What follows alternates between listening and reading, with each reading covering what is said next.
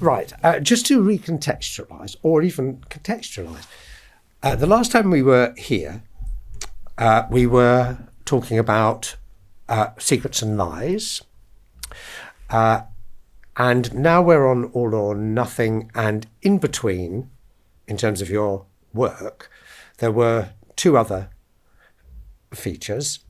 There was there was Career Girls, and there was Topsy Turvy.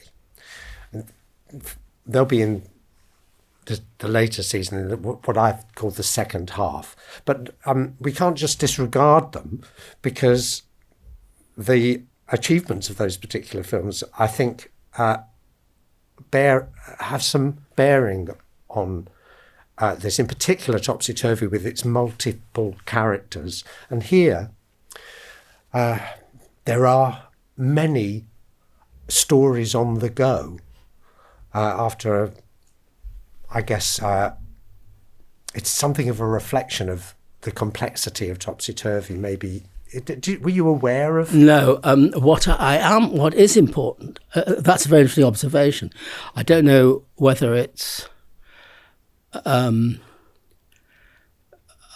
important it is, but what was the case was that having done Topsy Turvy, and indeed the previous films, given the nature of Topsy Turvy, I felt a very strong compunction to make a contemporary film and to look at the lives of people with working class people with problems arising from their material condition. In other words, having made an entirely different kind, looked at an entirely different kind of world, I felt the need to do precisely that as a reaction to that. So in a way, that's really the more relevant contrast between this film, All or Nothing, and its predecessor, Topsy Turvy. I don't know that it's interesting what you say about the multiple stories. I mean,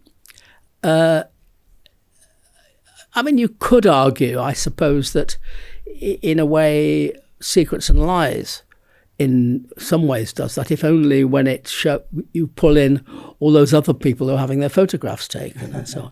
But I hadn't especially thought of that as a kind of a... Well, I think the reason it's interesting to me, one of the many reasons, is that with Secrets and Lies, which is a very layered and complex work, the various sort of spikes that come off the central hub are all to do with the same family. Whereas here, the location, which is a real character, the estate that they're on, that contains these non-familial, there are several families all at work, all working on the estate. It's not the first time you've done it. I'm thinking about Home Sweet Home has got 3 characters, one of your television films. But here, the location seems to give you an opportunity to go off in different directions. Yes, it does. And of course, in a way, I was thinking about this on the way here, that there are certain kind of cheats in the context of what you're talking about. There are certain kind of cheats in the construction of the film, because, there are 3 working class women who live in adjacent flats. Coincidentally, 2 of them work in the same supermarket, and in fact sit side by side at the till. 2 of the guys work for the same taxi company. So it's. I don't think that matters, and it's sleight of hand, and it's perfectly feasible. But the point is this: just to talk about, in passing, though, this is not the main thing I don't think you're talking about, is we did what we always do to create the raw material for the film, which is to go into rehearsals for some months we always get an old building of some kind. I may have said this before. And we did it in a school which randomly, arbitrarily, was in Greenwich, a disused, soon to be demolished primary school, which was really very good space to do this work in. And so we did what we quite often do, which is say, well, we're in Greenwich, let's make it set in Greenwich, let's use Greenwich as our... And when it came to it, when we started to move towards the point where we were going to make the film, of course, of necessity, I sat down with the production designer and the location manager, and I said, well, it's on a housing estate, and with these various flats, various people. And it'd be great if it was in this area. And they said, you've got to be joking. They said, there's no way. And actually they said, shooting on housing estates is the worst possible thing you can do. It's a nightmare. You have nothing but hassle from the folk, and you can't get control of it, and you'll be lucky to get 3 flats, etc., etc., etc. We'll probably have to go. We might find ourselves in Luton or Watford or you know where, and you never know where. So that was that. And they went off, and some time went by. And one day they rushed in and they said, you'll never guess what. Just down the road in Greenwich is a complete empty estate with 300 flats, all of which are empty, and which they're going to demolish. And we can have it. And we can have it for not very much money, which was also a consideration. And we can have complete control over it. And we did. And of course, apart from that, it has now been demolished, and there's some rather smart flats on that site. I've been to have a look. And it is rather bleak and, windswept and stuff. So you're right. It's a character in that, it bedded in, and it gave us the most incredible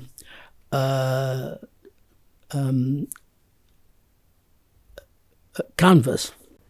Yeah, I mean, one of the great things about it is how underpopulated it is. That when the long shots of where Rory is having his heart attack. Well, not just that, but also playing football. Yeah, before the heart attack. Yeah, and it all takes place in this very. But there are just people, the odd person. Well, that was the thing. I mean, I could have filled it with crowds, but that would have, its bleak, desolated feel was a bonus. And it's interesting because from a purely historical point of view, this is 5 years into Blair, and it's not an era where people will look back and it was all wonderful and pop stars at number 10 and all this. Well, apart from anything else, I mean, the issues that just the general the social and economic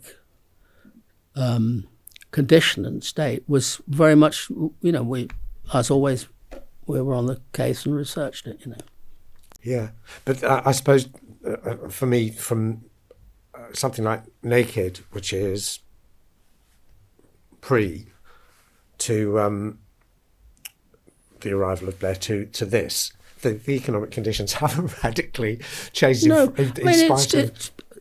No, tough is tough for people now it's worse, but that's another matter. Yeah. Where did you find Alison Garland? The reason I ask is because the character that she plays, Rachel, is what you are very compassionate to what I would call kind of unassertive people in general, but the women in particular, going right from Sylvia in Bleak Moments to here, and with Alex Kellett's character in Vera Drake, which we're going to come to. You seem to have a particular compassion for them. Yes, well, that's the choice. But the question as to where she came from. Well, as a matter of fact, interestingly, a bunch of graduates all came out of RADA at the same time. Sally Hawkins, who's in this, Daniel Mays is in this, Alison Garland is in this, and Daniel Craig, who isn't in this. You just missed him. And indeed, when I threw out a lot of notes from auditions some years later when I was moving house, I looked, and the note on his thing said, "Isn't very interested in character." But we digress. But Alison Garland, she's a very good actress, and I decided that Tim Spall was going to be a dad and Leslie was going to be a mum. And then I did what I do. I saw lots and lots of actors of all shapes and sizes, and two came in, and you'd have had to. I mean, Tim Spall is not as tubby now as he once was for various reasons, but he was a tubby fellow, and you've had to have been blind not to spot that James Corden, who then was very tubby, and Ali Garland, I suddenly thought, oh, they're the son and daughter, you know. So that was that. Yeah. And they, well, in particular, she starts the film. Her character is rather a haunting character, I think, in the film because of her vulnerability and her silence and that extraordinary. But the important thing is she does lay it on the line. She tells Penny, Leslie's character, you have been treating him with disrespect. But she doesn't tell anybody about the situation at work. It's a terribly contemporary situation that she's in. It's quite a responsibility for a young actress just out of... Well, yes, but I mean, it's the whole principle of all these films, as you very well know, is that the people are character actors playing real people in a real way, and so it's not any more of that's no more of a challenge than any other aspect of any other characterization that anybody does in any of these films. Really, it is about doing it in a three-dimensional and completely rounded way, and that includes, you know, A, dealing with what has to be dealt with, and B, I'm very, very clear always and very strict, as you know, with actors that you are not the character.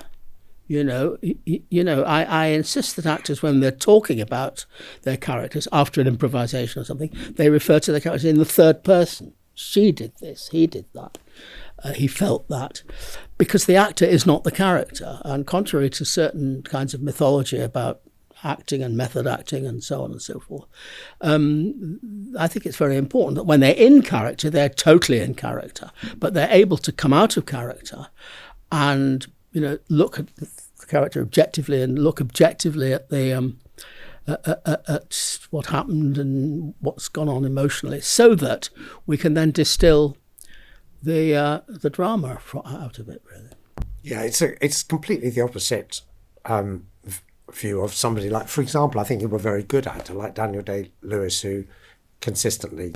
Well, you see, here's the thing. One of the famous things about Daniel Day-Lewis is that he stays in character all day. Now, I totally respect that. The reason he does that is because he's not working in a structure or a situation that allows him to go into character and have time to get into character, what we call on my films warming up, or indeed to have time to come out of character. He's not protected by any sort of system. He's just got people running about, screaming and you know, doing their own thing with absolutely no respect for an actor and what an actor has to do. So therefore, he does that to hang on to it, and by putting out the message that that's what he's doing, he thus protects himself.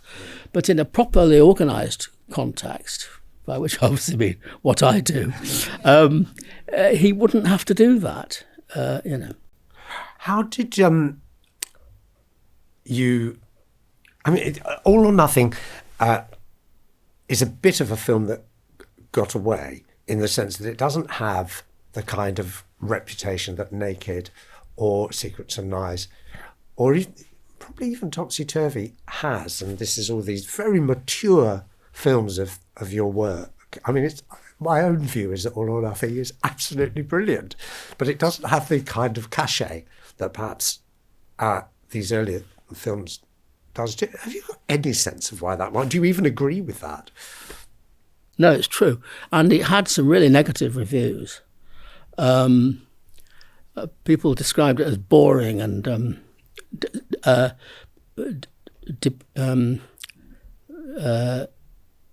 pessimistic and self-indulgently negative and all that sort of thing, for which I've got no time at all. I mean, apart from anything else, it's an emotional journey which actually, apart from anything else, has, relative to what it might have been, got a happy ending, or sort of a happy ending with, So, I mean, you never know with these things. I mean, we went to Cannes with it. It was in competition. It didn't win anything, but it was taken that seriously. It's hard. Yeah. I mean, it is what it is, isn't it? These things happen.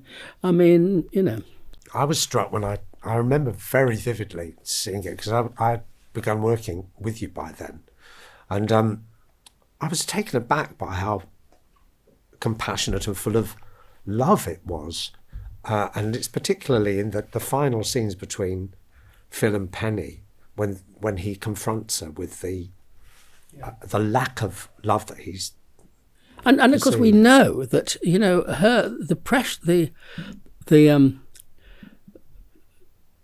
her problem is nothing to do with inherently to do with what she feels about him.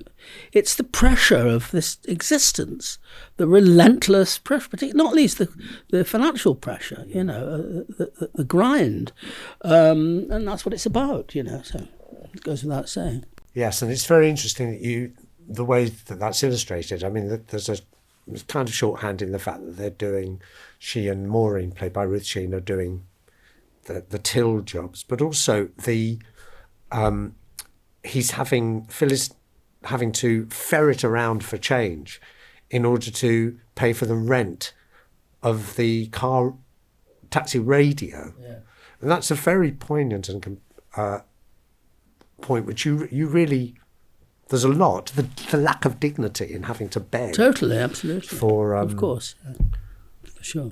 And he's rather related but different to Tim's character Morris in.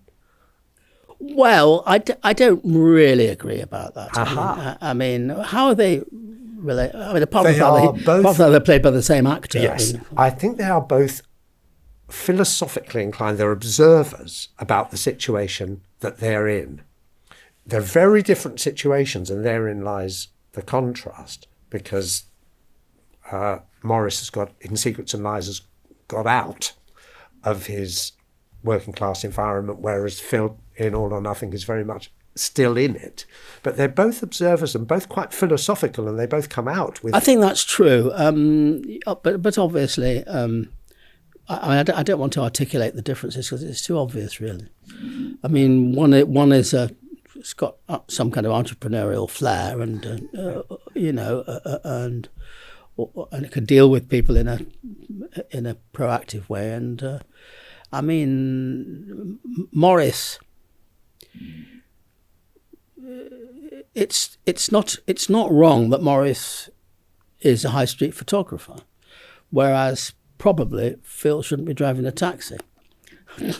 So, but anyway, I don't much want to. No.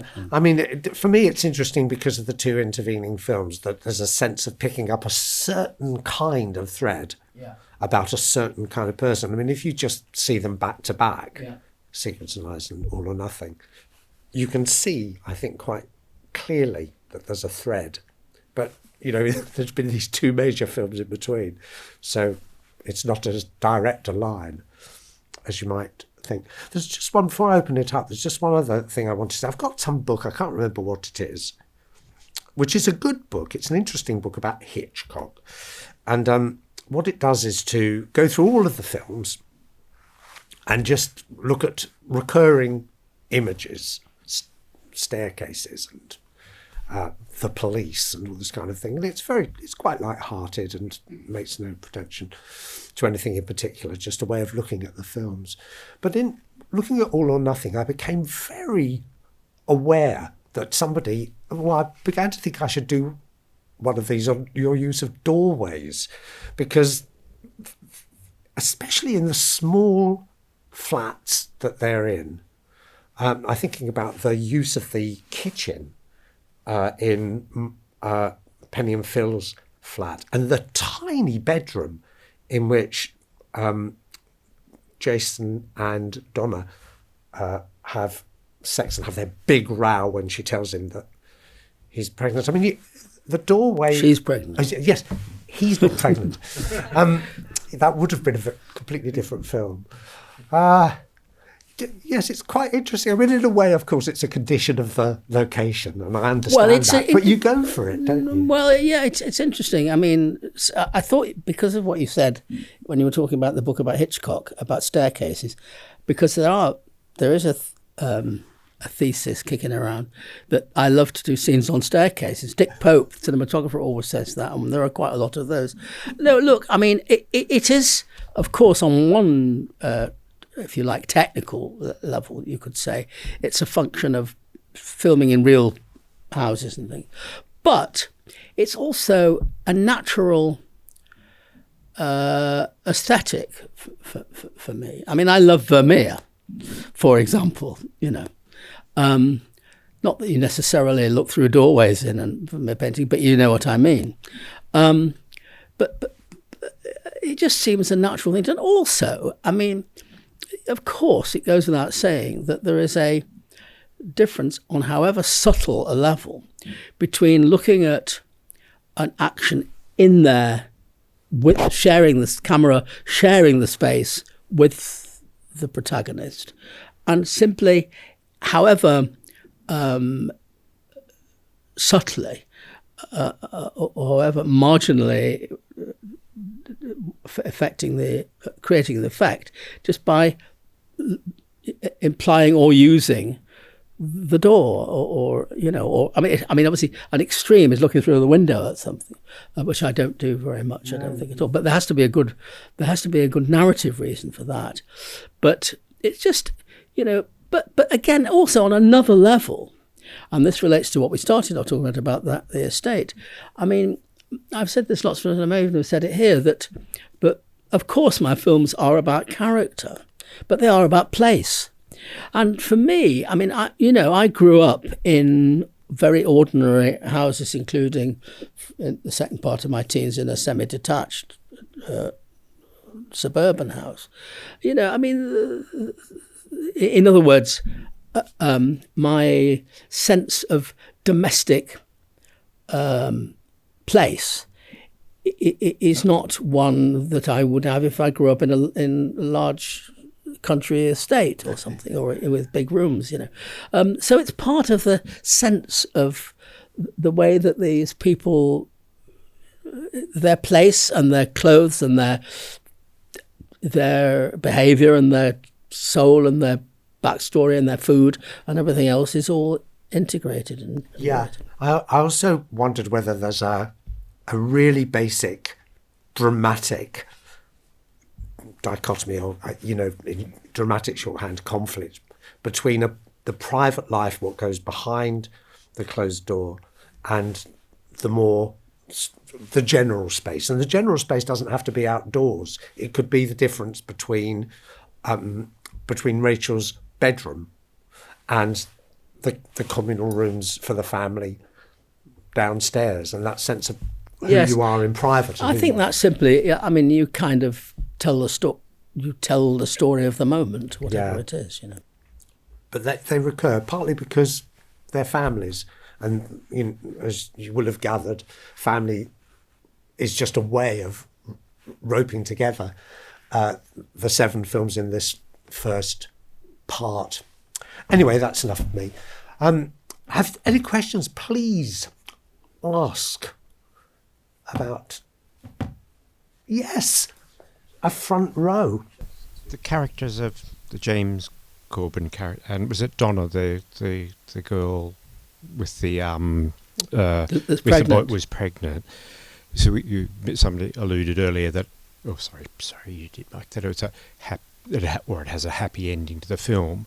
Theirs didn't seem happy. You just saw it, or to me, it was a life that was, how do they get out of that without ending up as their parents? Was that yes, that is how you see it. Yeah, I mean, that story is not resolved. And indeed, I mean, Rachel, the sister, a question mark hangs over her when you see them at the end in the round the hospital bed. You know that she's not completely buying into this sudden surge of optimism that's afflicting her family. So no, absolutely, and it is a multifaceted, view of things. So no, you're right. Of course, they're not resolved, and they're left. If you like, they're left for you to ponder. And these real and wonderful characters. Yeah, and the family of Samantha, Ron, and Carol. I mean, that's. Well, you see them. I mean, they are. They're just going from bad to worse. But the other thing that I think that's important is that Samantha, Sally Hawkins' character, her problem is simply that she's got nothing to do. And if she had a job, she'd be better. And the minute there's a crisis, you can see that she's quite capable of being entirely responsible, taking control of the situation, saying, to hell with this, let's get an ambulance. And, mother's too pissed to deal with it. You haven't said anything about Marion's contribution. One of the great drunks. Quite extraordinary. For anyone that doesn't know, Marion is my partner. Marion Bailey. But she's very good at playing drunks for some reason. Spectacular. Which I can't identify. Yes, it was a relief to see her not on the bottle in Mr. Turner. So very, very good, yeah. Because we'll see Marion again in Meantime at the first of the next series where she is on the bottle again. But, that's another issue. Yes, this one at the back. Thank you. I'm not sure what question I want to ask. It was an interesting time to make the film 20 years ago in 2002, and I was really struck looking back on it. For example, watching someone smoke in a cafe. That was one of the very last times people could smoke indoors. And then there's a scene when I believe it's the daughter, Timothy Spall's daughter's character, is walking along by what was then the Millennium Dome and then became the O2. Was there a sense when you were making it, you were capturing a moment in time? Obviously, it's before smartphones, before pretty much anyone even had widespread internet access. You were on the cusp of a real change in the world. Was there a sense when you were making that you were really, it was a snapshot? The thing is, when you're in that moment, you don't know you're in that moment. I mean, it's interesting. You just said something that's very interesting, which is you said it's the last time people were smoking. Well, actually, we made the film in 2002. And in 2007, we made Happy Go Lucky. And there's a scene in Happy Go Lucky where one of the girls is smoking. And the law was about to happen, like the following week or something. This is one of the greatest mistakes I've ever made. A prop man said, the law's going to change. This will be... And I said, no, it's fine. Don't worry about it. So you see her smoking, And that was the last time anybody smoked her.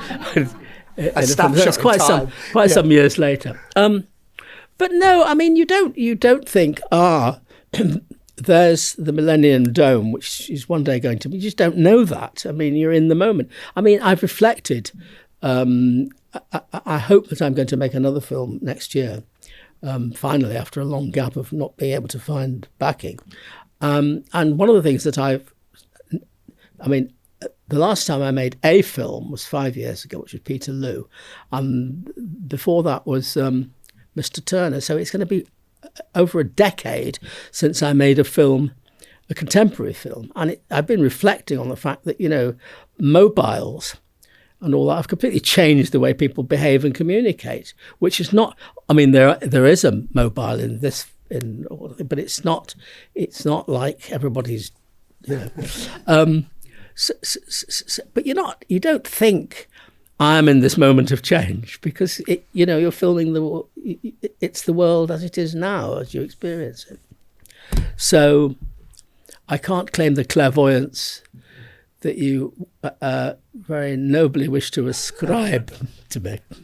But I suppose that comment also makes me think about my first point about the continuities between people, certainly people at the lower end of the income scale. Their lives, bizarrely, mobiles notwithstanding, really haven't changed that much. They're still scrabbling around, and it's not going to get any easier. I think that's the bottom line, really.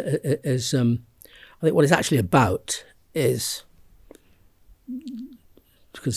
constant, really. Yes, sir. Thank you. This isn't so much a question, it's just following on from that point, an observation. I realised I was born in 2000, believe it or not, so I don't remember Safeway, and I don't really remember radio cabs. Like, to my generation, it's all these apps, Uber, black cabs are dying. So both of their jobs don't actually exist anymore, in a sense.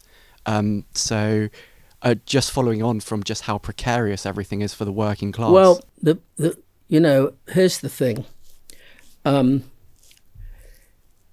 If we were in 1922 now, and we were looking at a film made in, assuming it might have been possible, in 1890 or 1900 even, you might be saying, well, I don't remember. It's all motor cars now, and I don't remember all those things to do with horses, and the fact is, it's shifting all the time. I don't think that the experience, the hassles, and the tough times experienced by any Uber driver is fundamentally any different from what your man in this film has to put up with, really. I drove a taxi. I drove this kind of thing. Back in the 60s, you had to pay £8 a week then for the privilege of being, but you didn't have a radio. You had to go back to the base, and you could go to Heathrow and you have to go all the way back to the Holloway Road and then go to Heathrow and get all that. And people were very abusive, and some people weren't, and it's the same experience, basically. So I think that's, in a way, the same. We're talking about the same thing as we did for the previous. But it's nice to know that you're here, even though you were only born in 2000. I was talking to somebody younger at the actual screen in 2002. So, well, so far as I'm concerned, and I've said this before, it's the same with the Drew when they had the retrospective of my stuff in at the BFI a year ago, is that, people of your generation are coming to see the films, which is great, because one could be forgiven for thinking it would only be the old lags that would show up, who remember the films. So, thank you. And there's a question up there. I think it must be enormously difficult for a director to choose the opening scene of a film, because do we first meet the character? Do we first see the environment the character lives in? Because it is, in a way, the cornerstone of the story. So I'm wondering, do you have difficulty thinking about how, what do I want to show the audience as the first image of this story? No, I don't have difficulty with it. And in fact, what I like to do, and I've done on a number of films, is to start with a character or a situation which actually isn't going to turn out to be the main thing, including this film. Although Rachel is central to what goes on, starting with Rachel mopping in the corridor in the old folks' home where she works, the care home, gets us going thinking, who is this and what's this about? And it will discover in due course. I mean, but you could definitely argue that her and doing that is not in terms of your question, the main thing.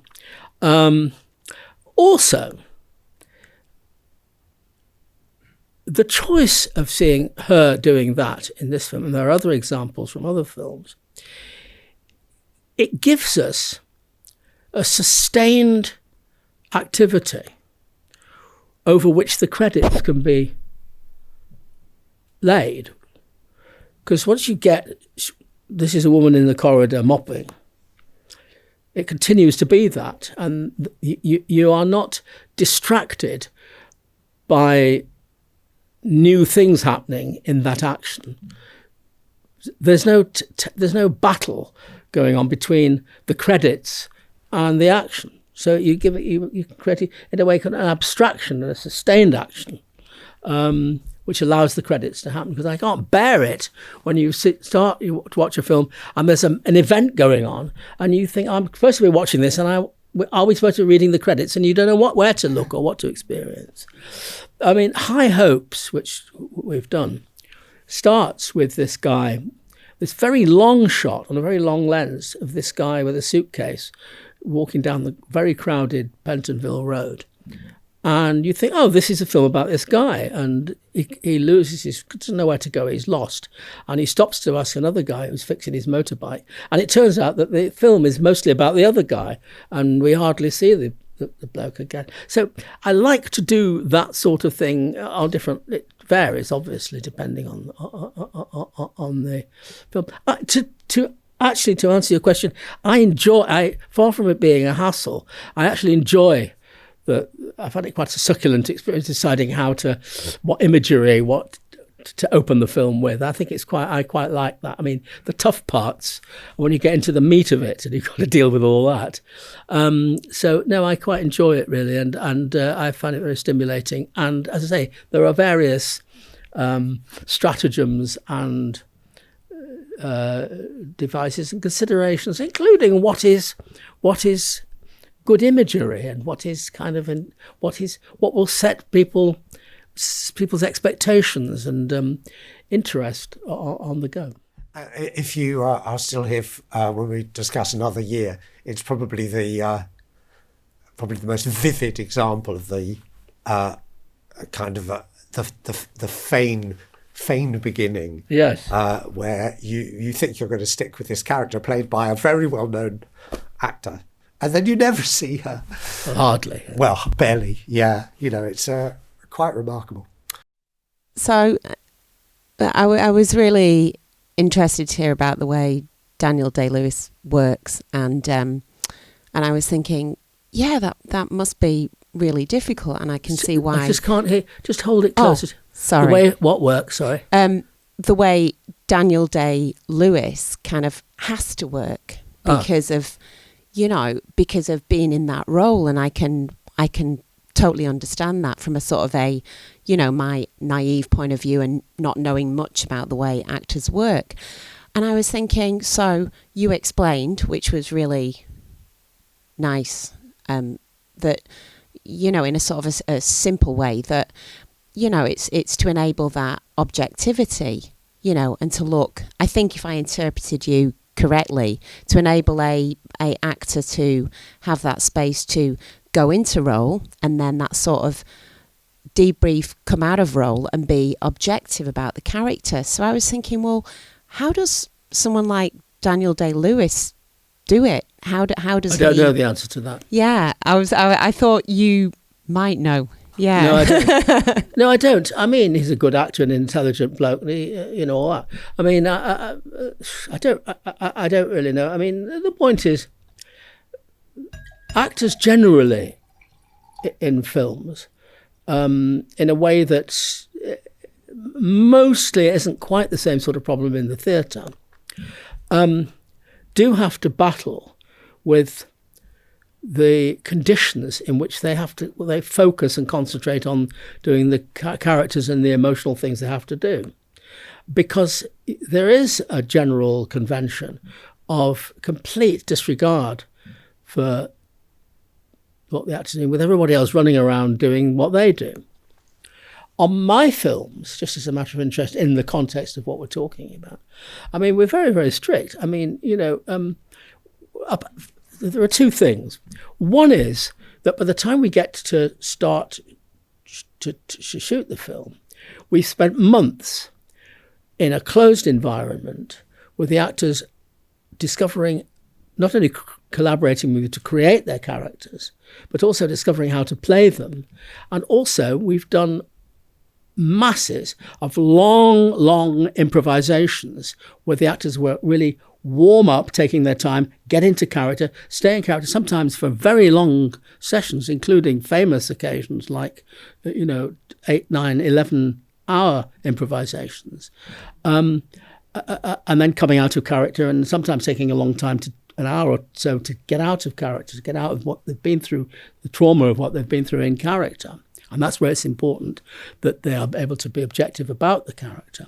So by the time we get to the shoot, they've actually done all that groundwork. They know how to do it, but they still need that discipline on the shoot. So what happens on my films, which is apparently quite unusual and to some degree unique, is that when we're going to go for a take, the first thing that happens is the word goes out, warm up. And it's not just an instruction for the actors, because each actor has a way of getting into character, a process that's been worked out in the preparatory period. But it's also the crew is instructed very strictly that is an instruction for everybody to respect the fact that the actors are warming up. So whereas normally on a film, an actor might be trying to get his or her head together in preparation for a take, but standing next to a couple of electricians talking about Saturday's match or whatever, that doesn't happen. Everybody knows that there's decorum and space and silence so the actors can prepare, and then I will then say, okay, turn over and start the shoot when that's ready. So when I feel that they're ready. And then sometimes there's time, time is allocated for them just to come out of it, So it's all part of the discipline, the disciplines involved. And obviously what we're talking about Dan Day-Lewis is he hasn't got that. But actors, it's not just him. And I mean, actors, all sorts of actors find their own way of, I was talking to Sally Hawkins by coincidence only a week ago on the phone, and she was talking about a film that she's been in lately, and she said I think I was unpopular because I said everyone has to get out of the room. I can't do this with everybody standing around, And I'm sure she wasn't unpopular, but she always thinks she's giving everybody a hard time when she isn't. But it's just that same thing again. It's not taking for granted, which a lot of people do, that actors just do it. They just can do it. They just somehow know the lines, and they, because there's more to acting than just turning it on like a tap. Yeah, it's partly a facet of the industrial process of filmmaking. Yeah. And there's also I don't know how common it is in other places, but certainly in this country there's a long tradition of, I just turn up and I just do it, which is self-protection. There are other aspects of this. I mean, I was going to say we haven't come here to brag, but I suppose in a way we have come here to brag. But the thing is, apart from what we're talking about, it is very common for an actor to be given a part in a film. This is films we're talking about, not plays. Given a part to go for a costume fitting a day or two before first having to shoot something, being told, this is your costume. No input from the actor, and quite often not from the director or anybody else. It's just something that the costume designer has chosen on the basis of an assumption that that's what the costume would be. Then the actor shows up to play a part in the scene, and they're playing, let's say, somebody who's married. There's a married couple, and they've been married. The characters have been married for 40 years, and they've lived in this place, which is the film set, for just as long as all that. And yet, so the actors have never met each other. They've had no discussion of any kind, no investigation as to the background relationship or anything. There's been no exploration of the relationship between the characters in the space. There's no notion as to whether the character should sit here or there, or where he normally sits, or where she normally, does she sit near the kitchen, or all those things, apart from more complex things to do with relationships and all of that. And so there's the actor in this uncomfortable costume that doesn't feel right, trying to remember lines that, especially in a lot of television stuff, they've only just been. I mean, my partner Marion, as I say, is Marion Bailey acts, and she's been in a number of things recently where she's learnt the lines, and then at the last minute they send them a rewrite just before the shoot. So there's all that to deal with.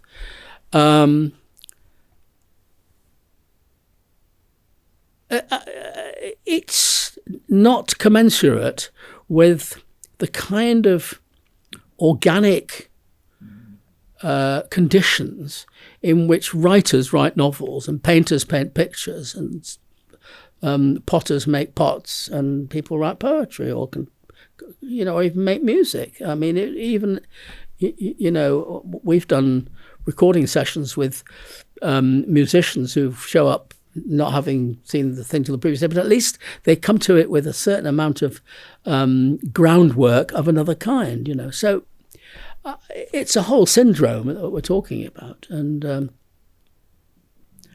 I have nothing further to add. Yes.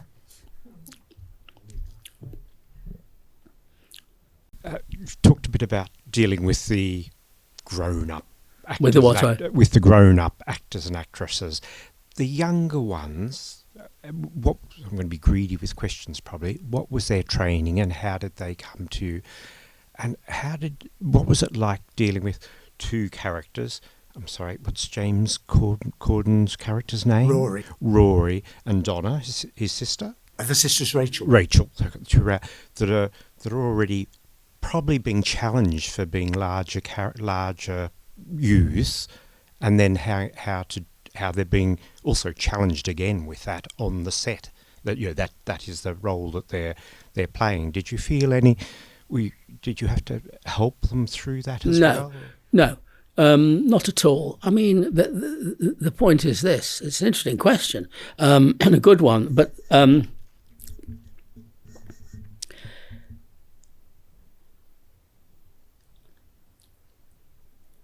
none of this kind of stuff works with actors who are not intelligent, able to be character actors, and which is to play, not just play themselves, have a strong sense of reality, and are fundamentally mature. So what you're talking about, which is a perfectly legitimate question, it never arose at all. They knew what they, each knew that they were tubby. It wasn't they just, if in some eccentric parallel universe I'd said, well, now, I know you're fat, but let's pretend you're a thin character, which would have been profoundly stupid. I think that then I would have been starting to create ridiculous problems. But however, we didn't say, I know you're fat, so we're going to do a fat character. We just got on with it, basically. And they were what they were, and the characters were the characters. And it never was an issue at all. And the three young characters they're training? All of them are trained actors. All of them. All the young actors. And I thought you were going to ask me about the problems of working with younger actors, but you don't spot it. I mean, if they're good, they're good, So, yeah. Any more for any more? Yes, ma'am. I thought this is a wonderful film. Okay, is that okay? I thought it was a wonderful film. And just coming back to what you said before about... Can you hold it near your mouth? Coming back to what you said before about the, the lines having to be right. You wouldn't rewrite them at the last minute or anything like that. There was one particular line, or it's just one word, that Timothy Spall's character said when he arrived at the hospital and was told by the nurse, only 2 people are allowed by the bedside. And he said, sorry. And I just felt in that moment, it was so poignant and so heartrending. His whole character seemed to, be revealed to you in what he said. And I wondered whether there was a sense that people like the characters in the film are not just limited by their economic circumstances, but also by just not being able to engage with a certain level of, civic institutions, even a hospital. Yeah. Yes, I think that's right. I mean, he is. I mean, going into institutions, not least hospitals, to visit, it can be, for people that aren't used to it, added to the trauma of what's going on and why they're there and all the rest of it. Yeah, I mean, you're absolutely spot on. I mean, he is inadvertently apologising for having made a mistake, which he hasn't, because he didn't know that there was only 2 people around the bed at the time, But yeah, that's what it is. And I think it is partly that. You're right. It's partly to do with,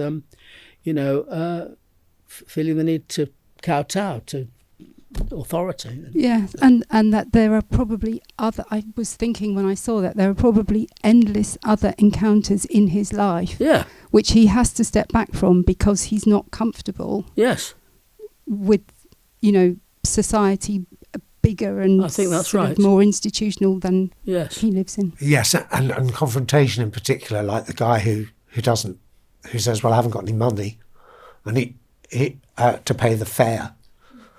Yeah, but I think, to tell you the truth, I think that's pretty standard. Really? Yeah, because, it's not worth the hassle. No, what's he going to do? Go drive him round to the police station? It's not worth the hassle. He's going to lose 4 or 5 fares. So, I mean, I think that's standard stuff, really. Okay, it's another one of those. Let it go. Let's move on. It's too much. I don't think. I think that's that. I think no. I think that's an ordinary function of the job. To tell you the truth. Until I've never been a cab driver. Yeah. Really, haven't you? I'm surprised. I didn't, until this, I didn't know you'd been. No, well, I don't make a big deal about it. Should be on the CV. He said, could you give me a lift home? Okay. No, by the way. You live in Australia, don't you? I think Scorsese was a cab driver at one point as well. Oh, that well, that explains everything. I just had a question. You mentioned about Sally Hawkins and Daniel Mays, etc., being recent graduates of RADA at the time. What's the sort of process of finding your cast? Is it purely something that happens through the natural course of your life, going to the theatre, or do you seek out new talent? I work with a casting director. I work with a brilliant casting called Nina Gold, who casts lots of things. And the job of the casting director is merely to pull people in. And I also do go and see shows and watch the telly and do all the rest of it. And people write to me a lot, and I try and see people and all the rest of it. It's access to potential collaborators is easy, and I spend a lot of time when I'm doing a project seeing people, seeing what the possibilities are. Yes, there's this myth, I think, that you only work with the same people again and again. Well, it's ridiculous. It's not true at all. It's mad. No. It has no substance or basis at all. No, in fact, All or Nothing is a very good example. Well, I don't know. Is it a better example than I don't know. Well, because of the young people in the cast in particular. I'm going to wind it up. Thank you so much. And I don't know who's coming back for our Vera Drake conversation, but I'm very good. Some hands raised. Yeah. I look forward to that very much. And thank you very much for this one, and see you in a bit. Thank you.